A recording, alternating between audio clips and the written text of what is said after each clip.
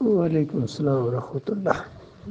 Doctor صاحب سے اللہ تعالیٰ نے بہت بڑا کام دیا بھائی، واقعی ان کی تحریریں، تقریریں، سوال و جواب، اور جو بھی اس دور کے اندر ایک عالم دین کو کیسا ہونا چاہیے، آج کے اس ماحول کے اندر اس کو شرک کے اندھیرے کے اندر کس طرح دعوت اٹھائی جائے، تو وہ تو ایک بہت بڑا کام ہے۔ اب اصل مسئلہ یہ ہے کہ اس کام کو جاری رکھا جائے، اسی طرح کیا جائے، کرنے کی کوشش کی جائے، ایک ماحول بنایا جائے۔ اور بہرحال ان لوگوں سے اتنی زیادہ امید نہیں ہے مجھے، یہ جو گروپوں میں بٹ گئے ہیں، اب اللہ کا کوئی بندہ ایسا اٹھے جو اس طرح ایک عملی میدان میں آئے، عملی طور پر، پھر انشاءاللہ مخلص لوگ جتنے بھی ہوں گے اس کے قریب آئیں گے۔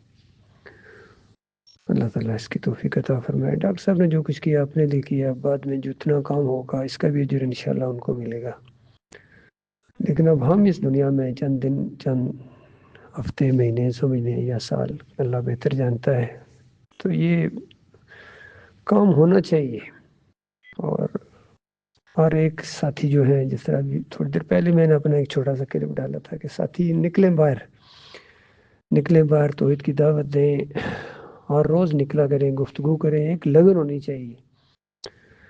اور سوشل میڈیا کا دور ہے، اس سے پورا فائدہ اٹھایا جائے۔ یہ توحیدی بیانات ہوتے ہیں، ڈاکٹر صاحب کی کلپ بھی آ رہے ہیں، ان کو اور یعنی پھیلائیں، آگے پیچھے دوستوں کو بھیجیں، گروپوں میں ڈالیں، تاکہ یہ نظریہ ہے، نظریاتی کشمکش ہے، زیادہ سے زیادہ لوگوں تک یہ بات پہنچے۔ ڈاکٹر صاحب کی باتیں میں نے سنی ہیں، وہ یہ کہا کرتے تھے موٹی موٹی بات تو ہر جگہ فوراً پہنچنی چاہیے، تاکہ لوگوں کے دیہاتوں میں، شہروں میں تیزی کے ساتھ یہ پھیلے۔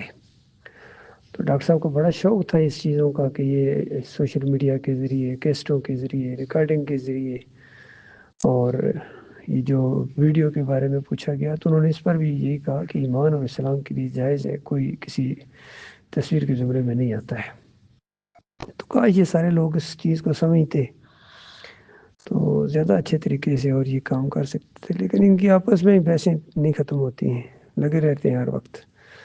پر میں نے تو ان کو دیکھ لیا جتنا، میں تو اللہ کے راستے میں اب انشاءاللہ اسی طریقے سے کام کرنے کی کوشش کروں گا جیسا ڈاکٹر عثمانی رحمۃ اللہ علیہ نے کیا ہے۔